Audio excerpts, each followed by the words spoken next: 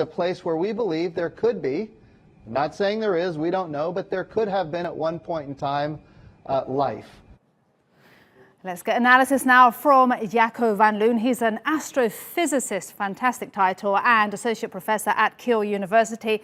Great to have you on the program. Welcome.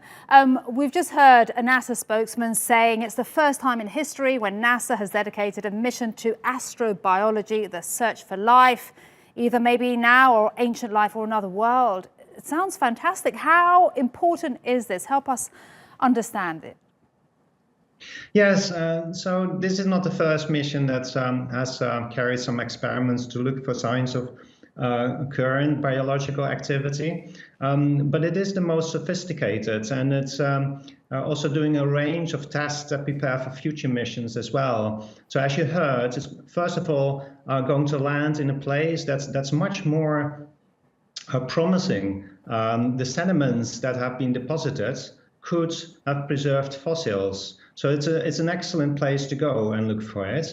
But it's also testing a lot of technology which paves the way for future human exploration, for which we, for instance, have to find out if we can extract oxygen from the atmosphere, which might be useful on Earth as well, because it's going to use carbon dioxide to do that. Also other things that are important before we can send people there. As you've heard also, they're preparing to bring samples back. Now, this mission is not going to do that, but it's going to prepare the samples for a future mission to go and collect. And of course, if you want to collect something, you have to bring it back. You have to be able to also leave from Mars. And that would be then the first time to do that as well, which of course we need to have tested before we send humans there that also have to return back to Earth. And it's going to take perseverance, 7 months to get to Mars. That's what I've understood. And what important pieces of information or objects do they want to bring back?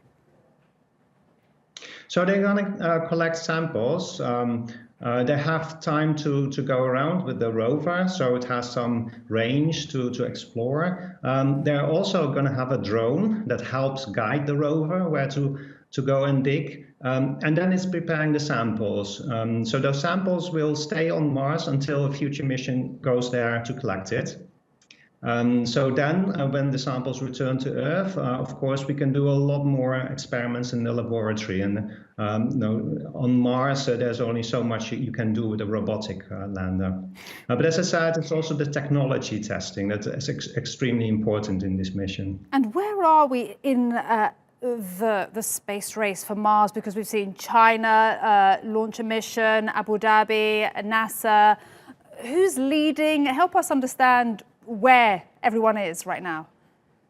Yeah, it's rush hour, but this is for a reason. There's always a couple of weeks every 2 years or so when it's energetically favorable to travel to Mars. And that's why every 2 years or so you see a few missions launching. But this time it's exceptional. So yeah, the United Arab Emirates, of course, have launched their first satellite in that direction with help from the US and Japan.